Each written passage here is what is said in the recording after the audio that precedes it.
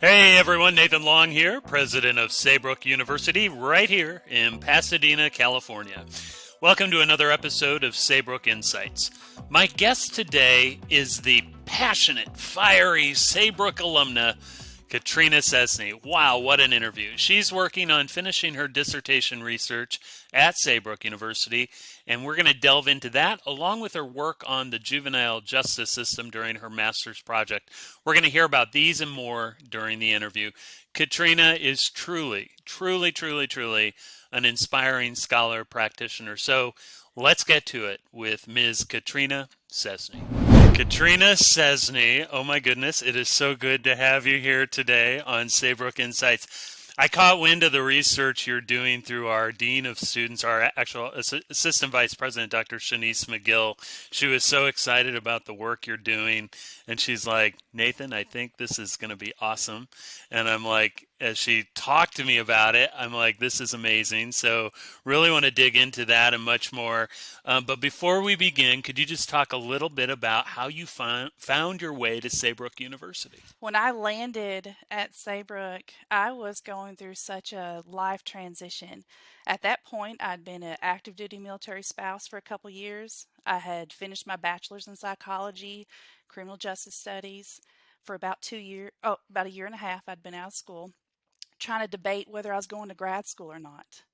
And when I looked at grad school programs for psychology and stuff, it just didn't never excite me. I don't know what it was, but being an active duty military spouse for a couple years and moving away from home, rural Tennessee, South Texas, those are my areas that I understand and I know. And went right off to Alaska, started seeing the world. And something hit me going out and running around and going on these adventures that how different each and every one of us live all throughout the territories, all throughout the United States of America. And yet the struggles and the suffering is all the same. That's what I was seeing. That's what I was experiencing out there.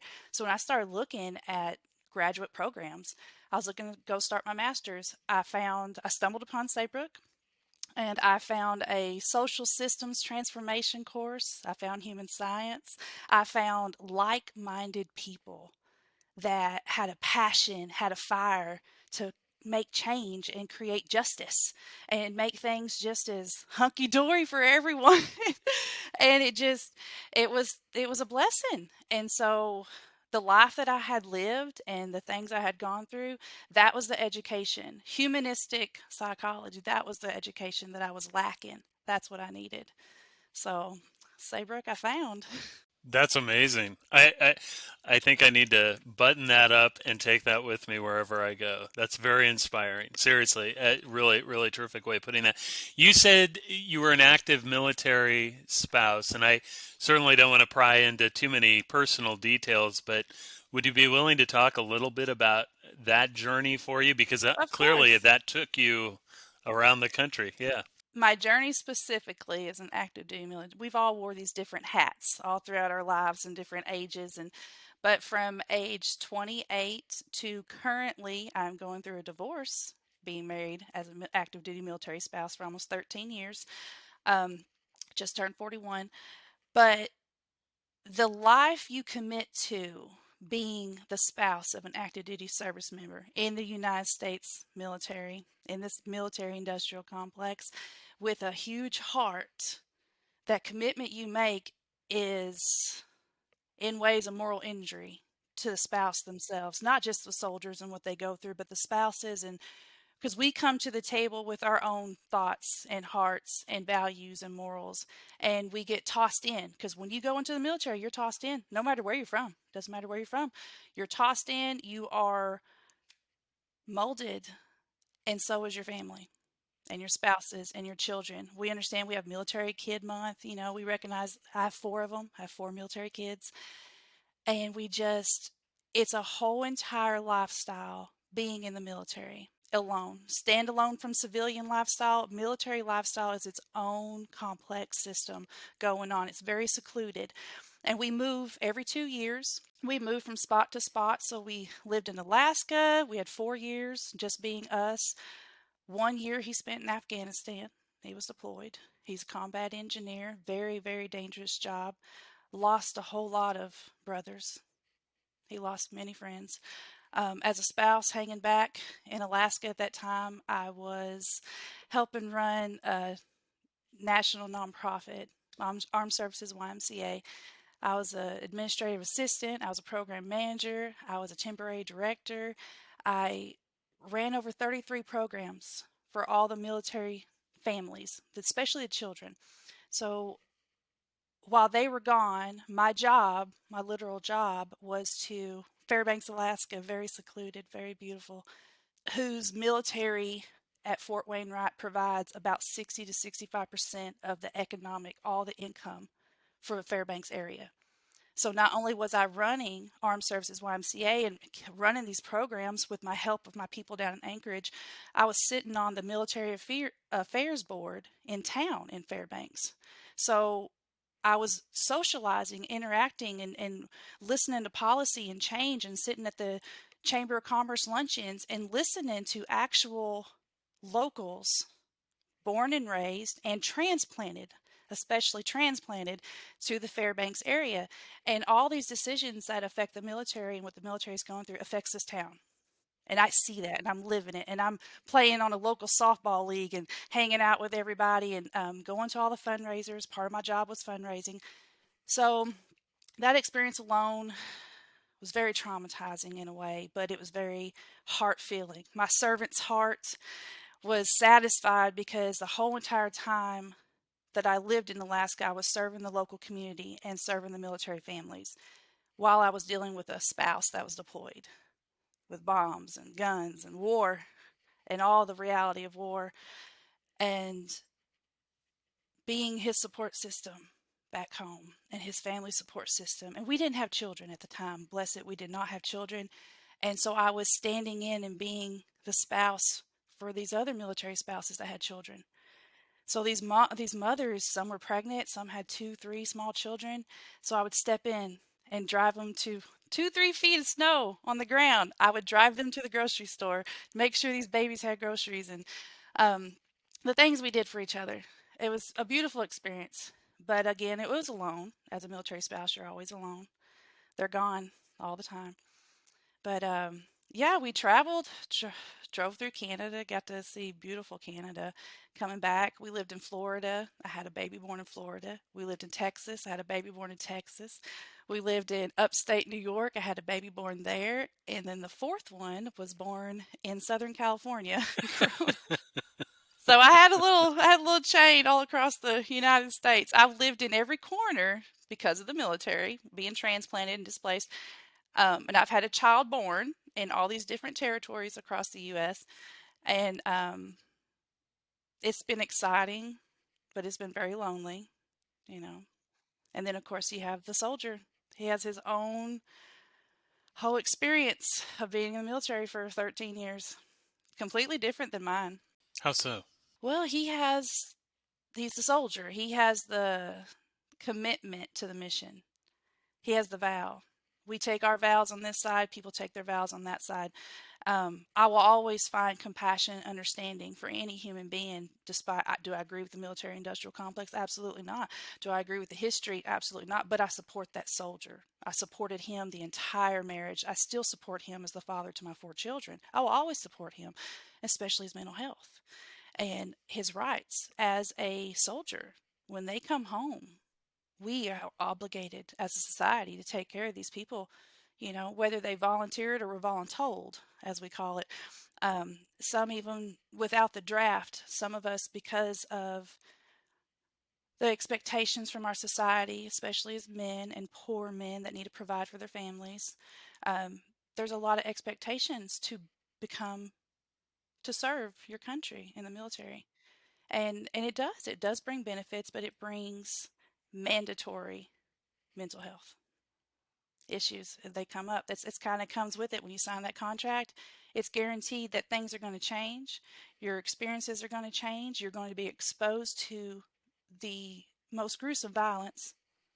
And that's just no other way to put it. You're exposed on purpose To that to violence, yeah. violence so that you may create and prevent violence, whatever our excuse, whatever our narrative is for the moment. But yeah, so his experience has been drastically different than mine, but I have to carry as a spouse and the 4 children. You got to carry the load to handle him and everything that he's gone through, and the way he's changed, to handling myself and everything I've gone through and the ways I've changed so many different ways, especially becoming a mother. Goodness. A graduate student. Goodness. Like there's a lot of identity crises going on in there. So a lot of change. All at the same time, right? I mean, Oh, yeah, just yeah. you just roll with it. You just learn to roll with it. You brought up and I know we could probably spend 2 or 3 hours talking about this, but you brought up a term that I think is really interesting, especially how you applied it to military spouses, and you indicated along the lines of a moral injury done to or committed against. I don't, however you want to frame that. I don't want to put words in your mouth. Related to military spouses. Can you talk a little bit more about what moral injury is and how that's received, especially as a military spouse? I would begin with experience. Each and every single human being is going to have their own experience and what they're being exposed to or subjected to in life. And that's how I see the world. So when I chose to become a military spouse, I had an idea of what was coming. I had an idea of what the 60s and 70s in the U.S. looked like. I had an idea of what the 20s and 40s and 1920s and 40s in the U.S. looked like. I had an idea of what I thought a military spouse was and what their job was, what their role was, what the expectations upon them were. And then you sign up to be a military spouse.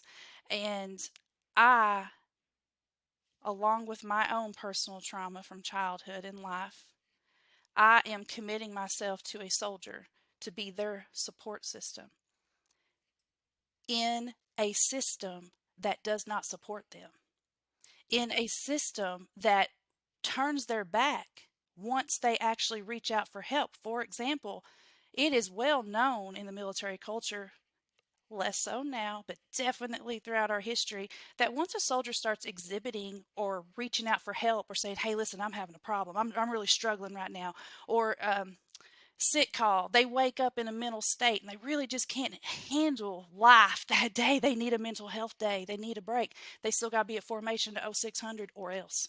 You cannot call in sick. You cannot take a mental health day. You cannot take a break. You cannot sit and go to your sergeant and be like, hey, listen, I've really been struggling lately. I haven't been sleeping. I haven't been eating. I've been really irritable. I got a lot on my mind.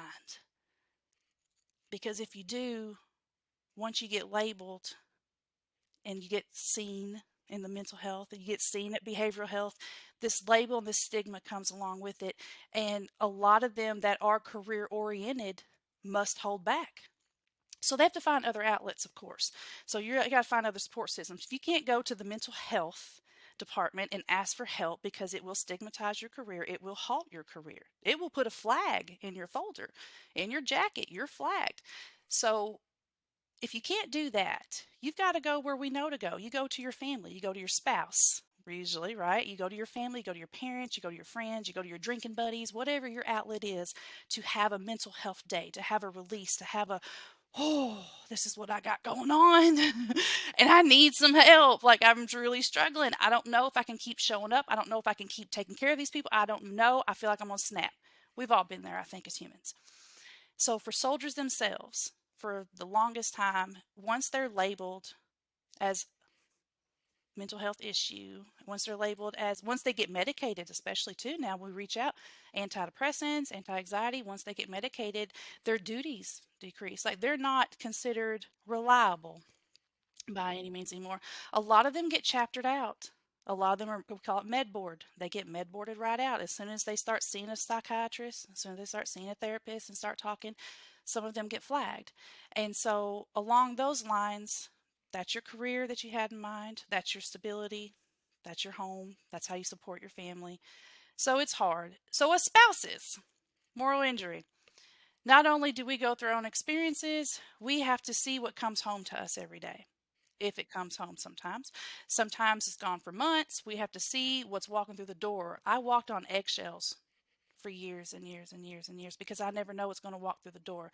At one point, there was a drinking problem.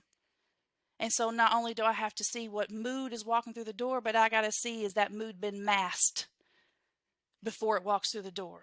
Now I've got to deal with all this. I also have to keep updated with the news and what's going on. I know that 3,000 soldiers just got deployed before the U.S. knows 3,000 soldiers just got deployed. I already know what's going on.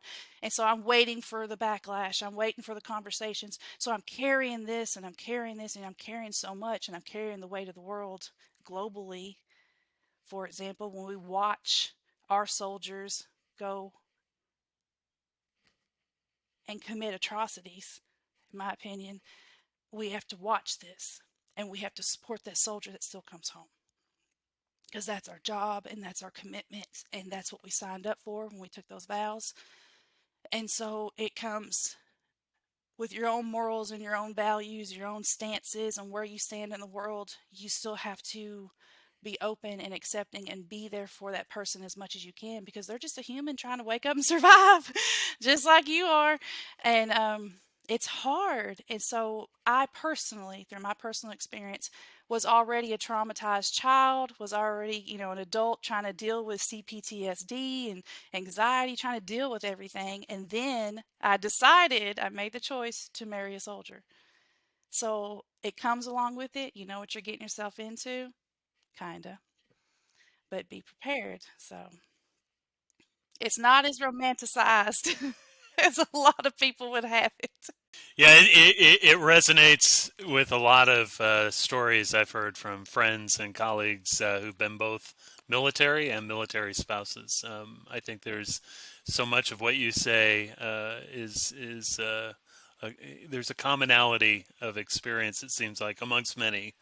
I appreciate you sharing that because it's intense, and I'm sure for your husband, your ex-husband soon to be, I know that has not been an easy journey for all of you. I mean, so thank you for sharing that. Very difficult, but very enlightening experiences on your part, or those experiences. So you've had an interesting journey here at Saybrook too. You've done some well.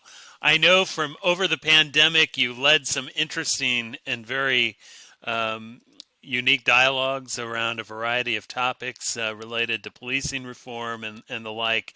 And you ended your master's degree on the topic of the juvenile justice system. And, it's interesting. Just a few months ago, I was having this conversation with a close family member about this very topic. Um, and it's very convoluted and controversial. Um, Maybe it doesn't need to be, but it is. And from your perspective, what did you find out in the course of doing this project? We'll get to your dissertation in a moment because I want to talk more about that. But this was of interest to me just by virtue of the fact that there's so much of this in the national zeitgeist now too. So both and. So tell us a little bit more about that work. So my master's program, I wound up at Saybrook in a human science degree. And the people alone that I was exposed to, the literature I was exposed to, the ideas, and the fact that you had the opportunity to be a professional out in the world, to still go to school full time, to raise a family full time, to do whatever you want to do, and still learn, read, write. I thought it was phenomenal. So graduate school to me was a completely different experience than undergrad. It was a upper level of reading and writing constantly. For people like me that will read and write for the rest of their lives, that was heaven. So I ended up this human science program and I showed up with one thing in mind, one goal: children rights advocate. That was it. I was all for children's rights. That's it. We're going into this. This ain't been done right over all these years. I am sick and tired of watching this crap. As a child who grew up, I had so many ideas and I was so driven, and I just knew that it was all about children's rights. And so I started going through this degree program. I discovered transformative social change and I learned how to actually listen to legislation. I learned how to read policies. I learned how to sit back and watch a congressional meeting and actually understand, oh my goodness, because you just affected the next two generations in 2 minutes. 2 minutes top, you just made a decision that affected the next two generations. In 1 minute, less than 1 minute, you made a decision that defunded millions of dollars to children in less than a minute. So I started paying attention. And I started seeing the power of one person getting up and speaking. I was like, okay, now, where's your passion? So I see that you are up here in the Senate, in legislation, and you have children's rights on your agenda. And you are speaking for these children. But where is your passion? Where's your experience? Because I don't see you're mad enough. You're not mad enough for this money being defunded from the children and their education. You are not mad enough over the millions of children that we go through foster care every year. You're not mad enough. And so nothing's getting done because it's kind of like bipartisan stuff that gets passed. So I started watching. My entire life I was exploring the juvenile justice system in more ways than one. I was a delinquent by all means as a child because I defied authority. I said no to every person in charge. I wanted to see what boundaries you had. I had reasons beyond a shadow of a doubt of why I was a teenager acting out and mouthy and saying no to every authoritative person because I saw all the power that people held. Adults held all the power. As a small child, that's all you see. Adults have all the power. They make all the rules. They tell you what to do. Well, what about if those adults are unhealthy and toxic and self-centered and addicts? And they have all the power still, and they make all the rules, and they tell you what to do, and they determine your entire daily life. These adults with all the power do. What makes this adult in this toxic dysfunctional home any different than the adult that's the principal at the local school? Because I've seen them and they're exactly the same. What makes that adult's power any different than the minister right down the road that everybody goes to that Baptist church, and if you ain't, they're going to talk about you? What makes his power any different than the principal or the father at home? They all hold the same power. And I saw that as a child, a very, very abused, dysfunctional child in the home that I grew up in, very rural Tennessee. I saw a lot, I heard a lot, but I saw the power that each one of these adults held. And then, of course, you grow up through the juvenile system. I got threatened because I had the privilege in a small little rural white town. All I had to do was present myself very well and show my straight A's, and I could use my privilege to get out of trouble. Even though I was driving the car at age 16 and had the marijuana in the car. That was my marijuana. It wasn't those other kids' marijuana. It was mine. But I walked out of court that day. I didn't get in trouble. I was the one, when we got pulled out of a car, that was yelling and cussing at the cops as a 16-year-old little girl. But when we went to court that day, I didn't get in trouble. I walked out. So I learned at a very early age the privilege that my body and my skin and my face and my mouth can bring me when I choose so. When I can just flip that script and choose privilege, or when I can choose chaos. So as a child, I learned, okay, I have power too. So I see your power and I see mine. And I watched everyone go through the juvenile justice system. I watched myself go through it. I was in court here in Carroll County, Tennessee at age 16. I got charged with being unruly. But I got to walk out though. I didn't have to be locked up like a lot of the kids in court that day. So my master's project, when I decided I had to do something, I decided, well, I'm going to look at this entire system, because how is my system in small, white, rural, very Baptist, very Christian Tennessee any different than the system, the juvenile justice system over in Kansas? How's it different than the one in Texas? How's it different than the one in New York State? I want to see in Los Angeles, because we always hear about these Chicago kids and these Los Angeles kids. Well, how are we different? So that's what I looked at. So for my master's project, juvenile justice system, I took a look at the U.S. policy across the nation of all the various juvenile justice systems that we have, because we have institutions, we have correctional systems. Of course, these children have been locked up with adults in the very beginning, and then we start separating them. They're still being locked up with adults. They're being tried as adults. Just breaks your heart when you see these kids in there. We know that a lot of these kids across the nation have been sold. The judges are being paid off, the district attorneys are being paid off, and we have this documented throughout our history. It's no different than it is today than it was 20 years ago when they got caught. It's no different. So we have children growing up in these homes. They are at the hands of the power. It's abuse of power. These children are growing up. They're not being taken care of. They're not being guided. They're being children that are subjected to abusive power. So how they react as a human being, I can imagine. I've been there. I've reacted that way. I was full of rage. I was full of anger. I was just full of disgust for every human being around me. I was so disgusted with the teachers at school. I was disgusted with the guidance counselor. I was disgusted with the local police department. I was disgusted with the firefighters. There was so many people that you meet every day in your life, and you watch them see the wreckage being done to these children, and they choose not to step up. They choose not to say anything. It's a small town. So I was curious, are small towns any different than cities?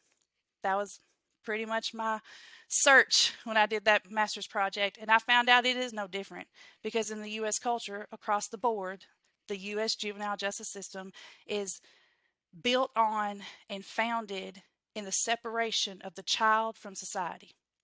Now, we can call it rehabilitation, but you're further traumatizing this child. That's all you're doing. There's no excuses for it. They're not learning anything. We can call it rehabilitation, but we've seen the recidivism rates, of course, and we've seen the pipeline from the school to the juvenile justice system to the adult prison system.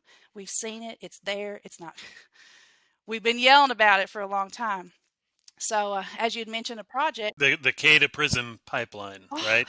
Yeah. we see it. It's so blatant right there in front of us, and you there's no argument about it. And it's a modern day slavery. It's all it is we've gone from one form of slavery to another, to another, to another, and we've been screaming this for a long time. So many people, and it's just inexcusable at this point when we have these voices out here now. I see what social media can do for legislation. We see what social media and TV nowadays can do to promote the youth to get more involved and use their voice. And so the final part of that was my my hope and desire is that all these children, like I was, get lit on fire with their voices, and they get out there and they stand. We're seeing it. We're seeing it in Tennessee legislation. We're seeing it with these kids are standing up against anti-trans legislation. We're seeing it right now. We're seeing it today. These kids are getting out there and they're yelling and they're screaming and they're saying, no, we're not taking this no more. And that is a product of being oppressed as a child. They're done. They're not going to deal with this anymore. And so if they don't agree with it, they're up in hands and they're out here. And I'm loving it. That project was a huge piece of my heart, because it was a huge piece of who I was as a child, was exposed to, the privilege I saw blatantly right there in front of me, and seeing that I was just another one in an entire nation of children. If you aren't born into the right family in the United States of America, your opportunity for happiness is drastically just because you have all those social detriments just stacked up against you. It's the hidden caste concept, right? I mean, Very much. we say we're not a caste system, but there certainly is evidence to show that, to your point, right? Definitely. I see it feeding the cattle to our workforce, is what I see. And now with new legislation sweeping across the nation, we're lowering the working age of the children again. Like just today, we are lowering the age. They're saying, as of right now, I think, believe in the state of Kansas, that the 14-year-olds can work night shifts in the factories. We cannot turn back time. We cannot go back. And here we are. After what was it, 108 years ago, something like that? I mean, when that legislation was passed to protect children. I mean, it's crazy. I really love your passion around this. We need to have you back to just talk about that alone. We've got so many ideas around a future, not just a podcast, but shedding light on, and not just shedding light on, but talking about next steps in action. I also want to get to your dissertation topic in the remaining minutes we have, because I think there's some connection points here as well to what you just did on your master's, especially around race, racial justice, anti-racism. Um, Talk a bit about you're not done with your dissertation, but you're getting there, close. You're almost Dr. Sczesny. Talk to us for a few minutes about the work you're doing in your dissertation. What inspired you to get into this work?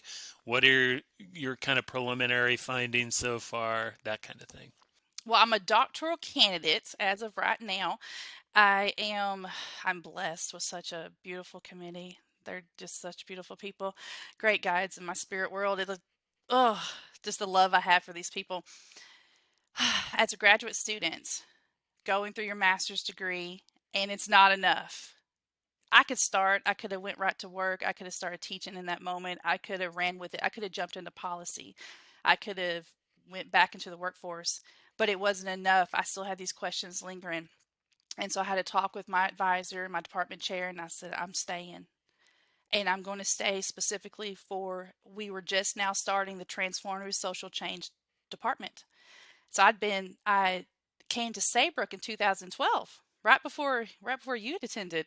So I remember when you come in as president, and I've seen the changes, and we're so grateful. Like it's like our humanistic mission is more out there, and I love to see it everywhere.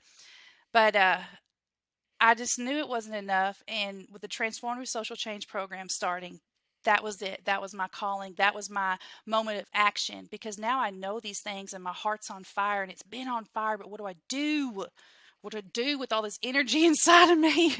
And I have these four children at this point. No, I had graduated.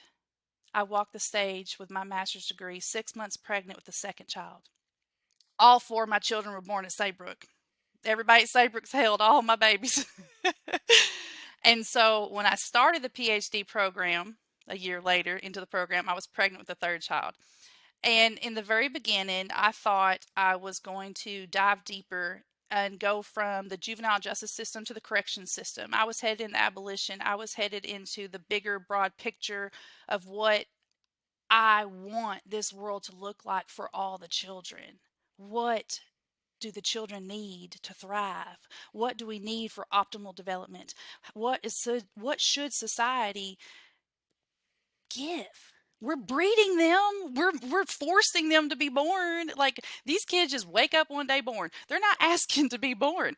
So what do we need to create for them? That was my goal in life. Was I was going to figure out how we get from this juvenile justice system that's just disgusting, and it's not doing anything for society. It's making it worse. It's re-traumatizing all these children that are born into a traumatized society. We're all full of this collective trauma, generational, just feeding off of each other. I need something more trauma informed. That was my goal for my PhD. So I started down the rabbit hole, and going down the rabbit hole and going through globalism courses, going through social system transformation courses, going through ethics, and I stumbled upon, it really was just more of a personal transition I was going through with my own family. I was going through some trauma with my own family that made me kind of wake up and just start screaming, I am sick and tired of this white supremacist shit. Excuse the language. Yeah, that's fine. But I woke up screaming, and I was sick of it. And I was just so disgusted. Trump got elected. My mama called me drunk one night. My husband found out my husband was cheating on me. He was hiding a drinking problem.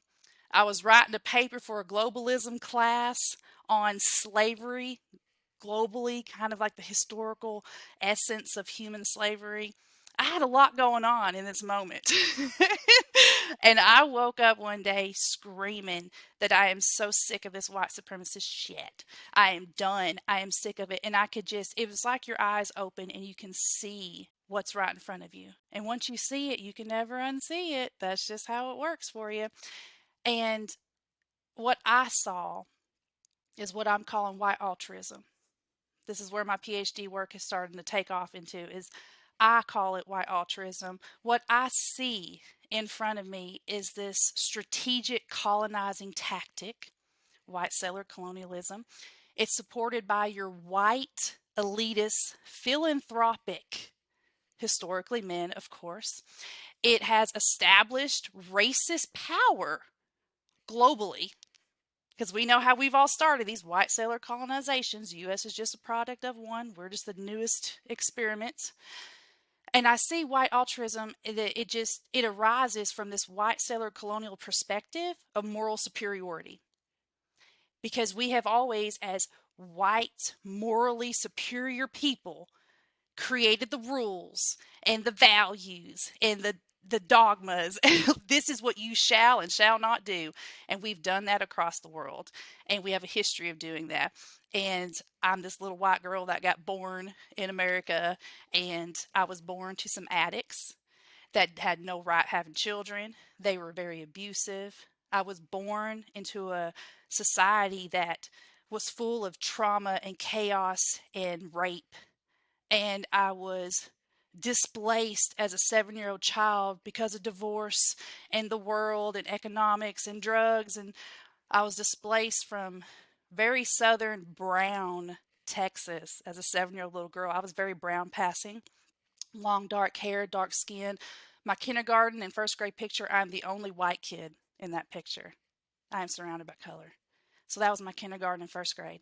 At 7, I was displaced to rural Tennessee, right where I am right now. And it was the first time I'd ever heard racial slurs. It was the first time I'd ever heard that type of hatred. I was used to domestic violence now. I was used to some fists flying, some yelling, cussing, screaming, the drugs and the parties. I was used to that kind of violence. White trashy violence, I guess, in a way. Now I got exposed to this whole new type of violence with these words and these actions and these exclusions. You could see the very 2 and 3 bodies of color that we had in our second grade class were excluded. And I wasn't used to that. So I got displaced. So I woke up and I had a lot going on one day. And so I decided that I see it, I refuse to unsee it. So now I'm going to yell and scream about it because that's just who I am. I like to yell and scream about things sometimes. And so when we live in this society that I've witnessed firsthand think and inflict that moral superiority upon other people, other religions, other bodies of color, just, I mean, women, these white male rich men. So I call it white altruism. I see us as a U.S. society from the very beginning to where we are now, just using these ideas of humanitarian aid, mission supports. You know, we like to come in and we like to help out. So I see a cycle, right, of settler colonization, white settler colonization. These Christian missionaries, usually Christian, they come in and they're gonna see how they can provide you with humanitarian aid. And then they give you this humanitarian aid. Well, then right here comes the military, because now we got to occupy this space. We need to protect this space. Now we're here providing you with some humanitarian aid, right? And here's the good Lord of the word. Here's the word now. Now we're going to bring in the military. And we're going to create our own space because we deserve that space. Then there's the genocide and the erasure. And now we have our settler colony. And I see this cycle. And like I said, once you see it, you can't unsee it. So I see white altruism. And that's where my PhD is headed. I'm about to turn in that proposal. I'm doing it right now. Got to go through my oral defense. And what I want to do ultimately, though, is I want to go in locale. So I was here as a little white girl in Tennessee. I grew up, I went off for education, I came back, and I've decided that all this education and all this experience that I have, I want to bring back to where I came from. And I want to give to this small, rural, white, Baptist Christian town what I've learned. I want to give back. I want to invest. I want to grow it. I want to progress it a little bit. And the only way you can do that is showing up and reframing. So I'm here to reframe. Boy, that's a Saybrook term if I ever heard one.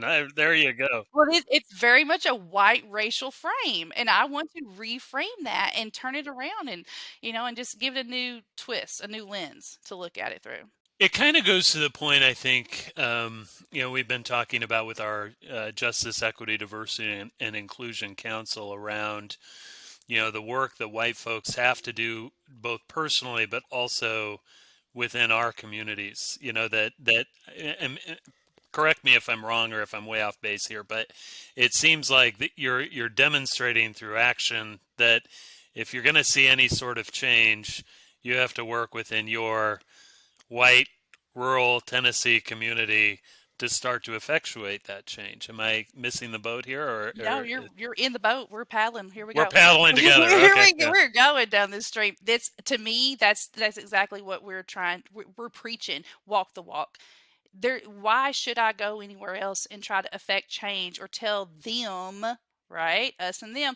What if I go over there and say, no, y'all, listen, y'all been messing up for a while. No, I can come right here. That bred me, that grew me, that reared me, this school, this town. Specifically, I'm in McKenzie right now. Now, they have a different school district than the one I went to. Now, I had some experiences in elementary and high school there, whew.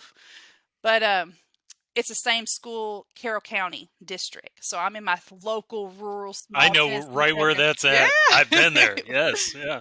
So that's where I am, and I have no doubt I'm headed towards the Board of Education soon. I'll be coming around, and I'm going to be jumping on the Board of Education. I will be jumping in the City Council. I will be getting out there as a mother of four children, as a higher educated, as an academic, as a researcher, soon teaching. I hope to someday be a college professor. Like, I never thought I would say that, but I feel like that's where my world is headed. Because what am I going to do with all this knowledge other than read, write, and then teach it? Spread the word. We got to spread the gospel now. So I'm all about it. But I hope that that's where I see it. That's where I see it going. I see myself someday going into public relations, going into public health, and definitely research. And so I came home to Carroll County to do that. I want to help progress this area and grow this area and heal this area. So that'll be part of it. Very cool. Well, we're sadly at the end of our time together. If we could have a little fire emoji on your screen, I mean that's awesome. You are passionate. The fire in your belly is like so palpable. It's very, very inspiring. I appreciate that. I needed to hear that after a really weird week of politics, and you were inspiring to me, and I'm sure inspiring to our guests who'll hear you in a few weeks here today. Before we end, I ask all of my guests two of the same questions. Now, the trick is these are quick takes. These aren't like long takes. These are quick takes. I know you've been doing just fine. So this isn't a statement on you. So the first thing that comes to your mind with each of these questions, don't stress about it, but have fun with it and you won't be graded, I promise. So this has no bearing on your future. You're going to actually knock it out of the park. So the first question is, what does the term humanistic mean to you? Humanistic means to me love and hope and inclusion. And it means to me the ability to walk into a safe space, knowing it's a safe space, no matter where you walk into. To me, that's humanistic. It is just looking at the world in one way and seeing nothing but love and hope and inclusion and acceptance because we're all humans on the same journey. We arrive the same way and we're leaving the same way. So, You get the high five award. That was beautiful. Perfect. And the last question. So we're going to frame this a little differently because a lot of times we have psychologists or psychology alum or students on. For you, what are the top three things someone can do right now to make positive social change in their community? right now, to make positive social change in your community, reach out to your local districts, see who is running your districts. That's the first thing you can do. Go to congress.gov, go Google online who runs your local house, who runs your local senate, who runs your local district. See who their names are. That's number one. Number two, to infect positive social change right now, start following everyone. Start following, and I don't mean select news media or select universities or select research. I mean follow everyone. We want to see every perspective. We want to see every thought. Because even when you read perspectives that you disagree with, you're triggering your own mind to say out loud why you disagree with that because you should know where you stand. There you go. Challenge yourself. So that's going to be my second one. My third one for positive social change immediately would be to just, goodness gracious, go to your local library and hang out. I think that that should just be spread amongst the world. Go to your local library and hang out. Support them, get to know them, pick up a book, volunteer for a local children's program, support financially a local children's program. We need access and open access to everything, to all literature, to all minds, to all stories, to all beliefs. And the one way to keep open access is to support your local libraries. So that's a huge ordeal for me. Support them. So I'm going to my library today. Good. And I'm going to add on a few more news outlets just because you inspired me. Really should. Follow everybody. There you go. Dr. Almost, Almost. Katrina Sczesny. What an inspiring interview. This is a Friday afternoon, and I have to tell you, I'm walking into the weekend. Not that that was your intention, but I'm walking 10 feet high in the clouds above. Really, really beautiful, beautiful interview today. Thank you so much for being here. Wow, wow, wow. Katrina, amazing, amazing interview. I hope you all enjoyed Katrina as much as I did. Remember her three major takeaways on advancing social change. Reach out to your local districts. Find out who runs them. Get to know your representatives. Number two, start following everyone, all the news outlets. Every perspective is essential, and challenge yourself around those perspectives. And number three, go to the library and hang out. Just hang out. Get involved where you can. If you want to see the YouTube version, please see our Saybrook YouTube page. And if you'd like to support the podcast, go to Apple iTunes and leave that 5-star rating and review, and subscribe so you can get episodes as they come out. If you're on Spotify, leave that 5-star rating and review. Make sure to follow us there as well. And you can, of course, subscribe to us on most major podcast platforms, including Google, Stitcher, Pandora, and many others. Remember to check our show notes for information on today's guests, including links to websites, books, and the like. And for more about our university, go to www.saybrook.edu. Click on areas of study at the top of the page and locate the program of your choice to learn more. In Katrina's case, check out Transformative Social Change at the top of the page, or simply Google Saybrook University Transformative Social Change. That's all for today, folks. Thank you so much. Take care and be well.